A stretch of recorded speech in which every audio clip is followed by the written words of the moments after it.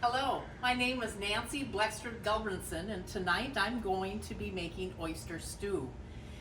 Oyster stew is typically made in my family on Christmas Eve, and what I have to say about Christmas Eve, it's my favorite day and night of the year.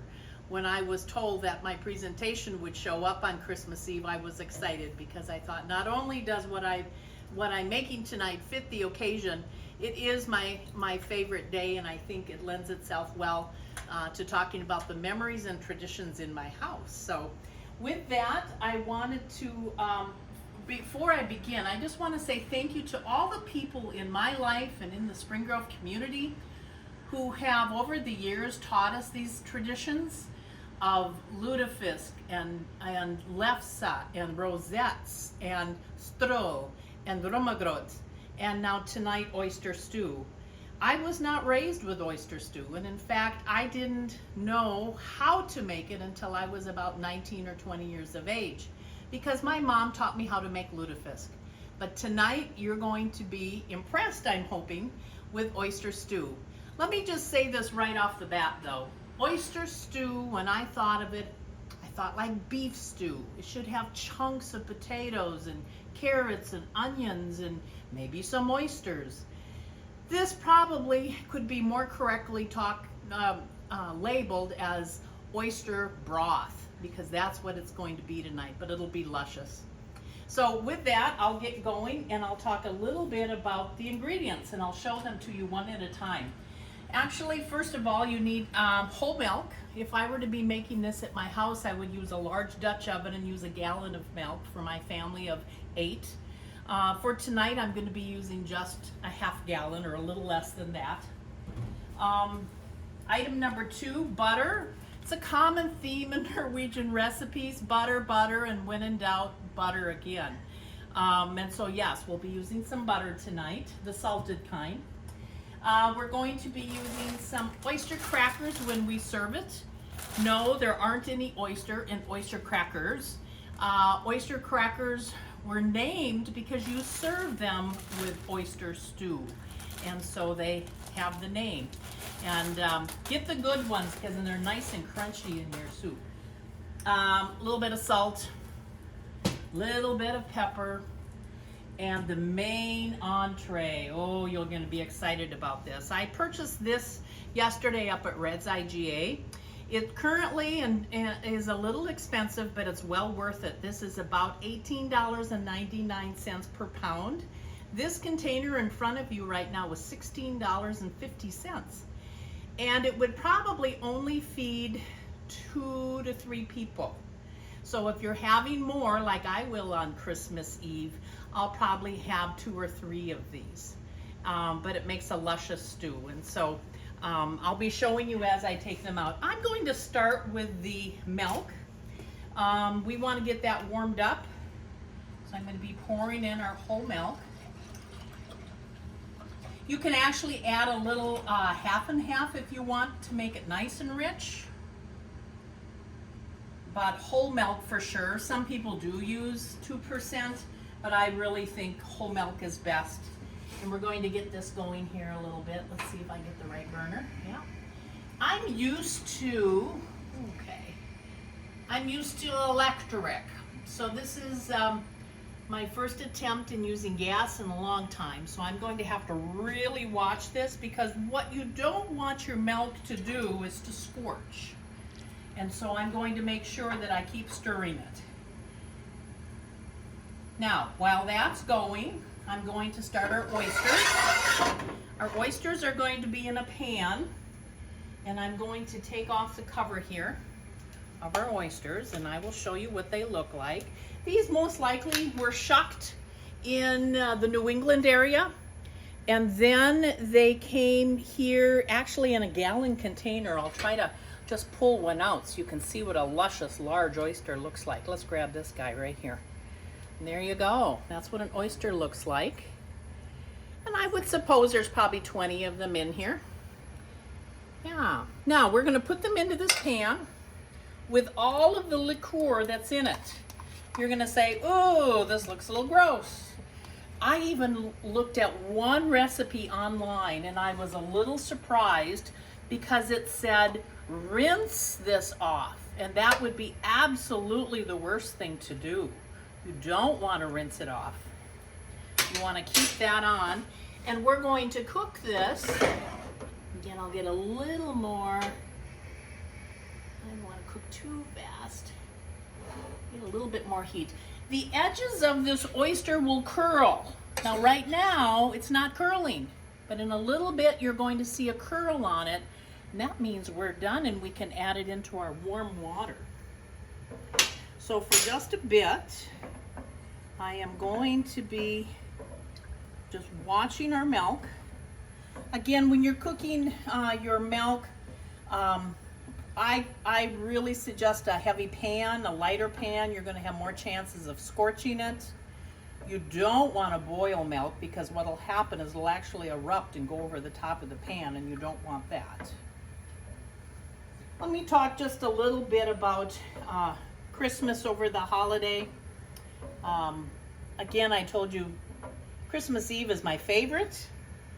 I think of oftentimes when I would go with my mom to New Year's Eve, or excuse me, to candlelight services up at the church.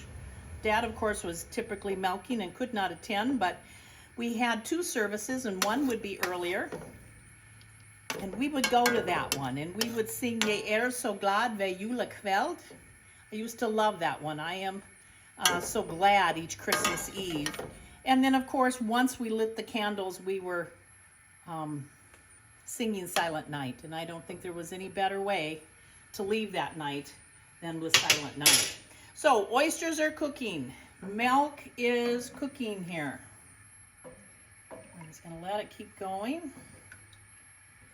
I can tell by moving my spoon back and forth that my bottom is still okay. If you were to start scorching it, you'd start to feel it on the bottom, and you don't want to do that. We will put in a little bit of salt and flour, or not flour, salt and pepper and butter a little bit towards the end, but we have to get our main ingredient in here. I think I'm going to turn these up just a bit. Don't want to be too much. Is that going? Yes. Ooh, turn it down. You're going to start seeing a little bit of the transformation. It's not quite hot enough yet, but do you see this little ripple right here on this oyster? That's what it's going to start doing on all of it. This one right here. I'll flip them over. Look at the. Now, when you're working with them, you don't want to hurt them. Don't be pounding on them. Again, I want to keep my milk going. So there aren't a lot of ingredients to this. It's very, very simple. It is expensive, but so's lutefisk and everything else. Now with this, okay, now they're starting to bubble and boil just a little bit. I happened to be behind a gentleman when I was ordering my oysters from Red's IGA, and he was a little older than me. He was from the Rushford area. He was going to cook for his family that night, and he ordered a gallon of oysters. A gallon. And of course, Red said what the amount would be, but he said, that's great. My family will love it. So as he was leaving the checkout line, I snuck in behind him to make sure that my recipe kind of matched him, and it did exactly. He said he takes his butter in a separate container and his milk in a separate container and heats it up. And then he said in a separate pan, he is carefully heating up his oysters. And then he said you do put the two together. So you put the warmed oyster in the warmed milk. It's kind of like you wouldn't want to jump into an ice cold bath. You don't want the oyster to jump into an ice cold soup, shall we say. Okay. And again, now you're going to say maybe, what do you do with all of this liquid stuff? We're actually going to dump it right into our stew.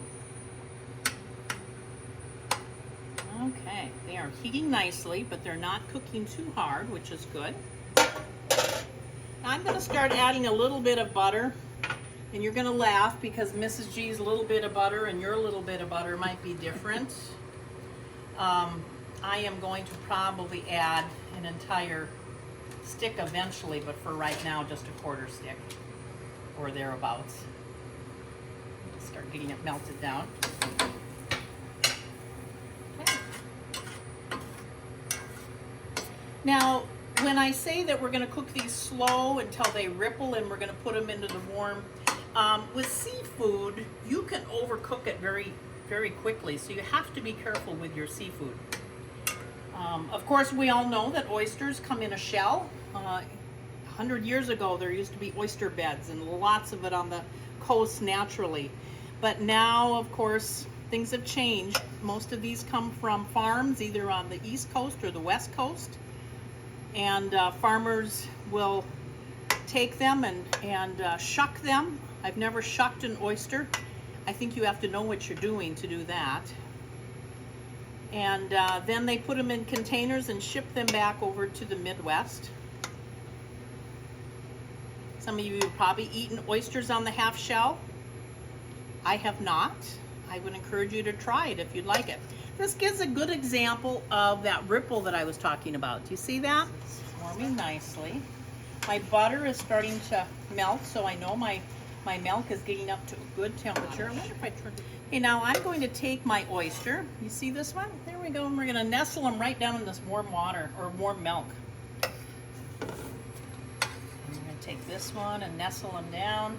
Now, is he done cooking? No, we're going to let him sit in this warm bath. Again, there's that little ripple that you want. But it's not fried. We're not frying anything. We're just heating it up. And putting it right down into the bath with milk. I should have been counting how many oysters I have here. When I put these in people's bowls, I usually try to give them all 2 to 3 oysters.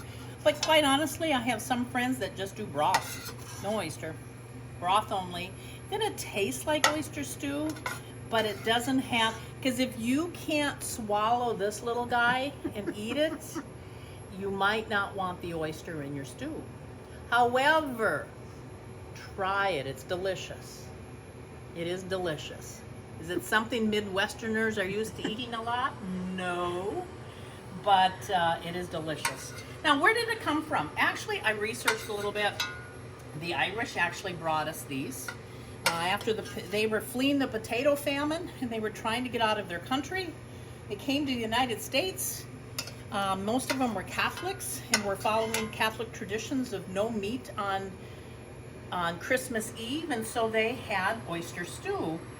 And it just took off in a lot of different cultures. Germans now on on Christmas Eve, go ahead. I'm going to put this in here. It's your liquor. A little hottish for me to hold. There, I'm going to set it on the back pan. Germans, Norwegians, I even saw that in the Mexican culture that they oftentimes will do an oyster stew. So this has probably begun with that nationality, and it was so popular that I think our milk is getting, can you see how the milk on the side is getting a little foamy? And that's probably right where you want to just turn it down. Now, I would probably leave this on my stove at a very low heat for probably about 20 minutes.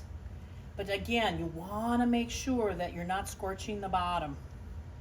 But you can absolutely see that this milk is getting hot because of the foaming that's happening around. My butter has almost melted.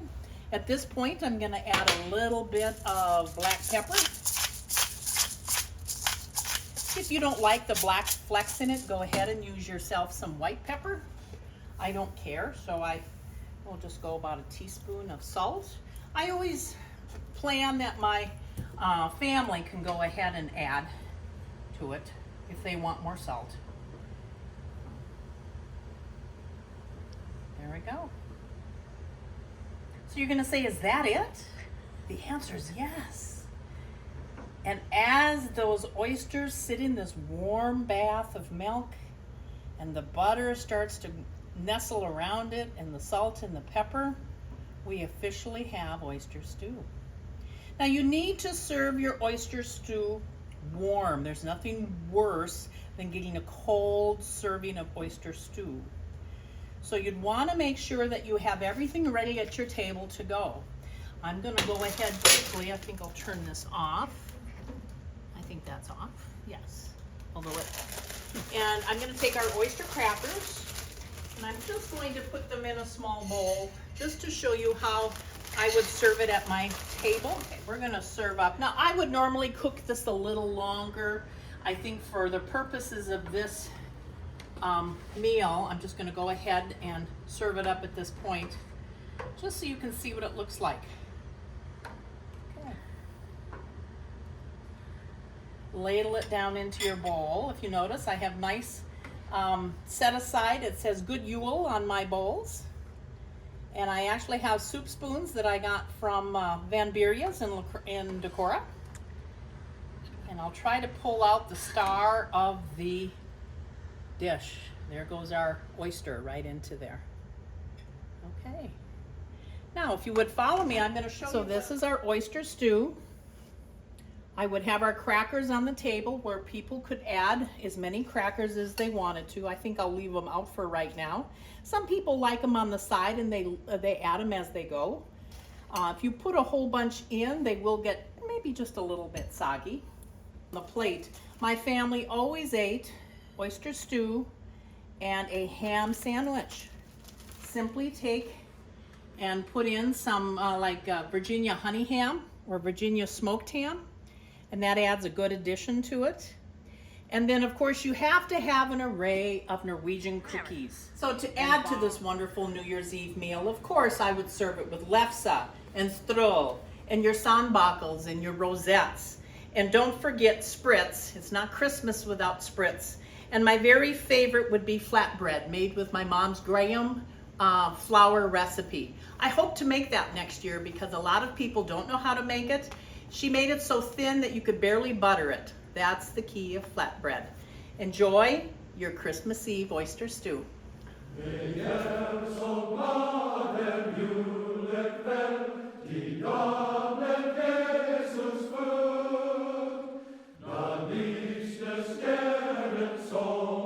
So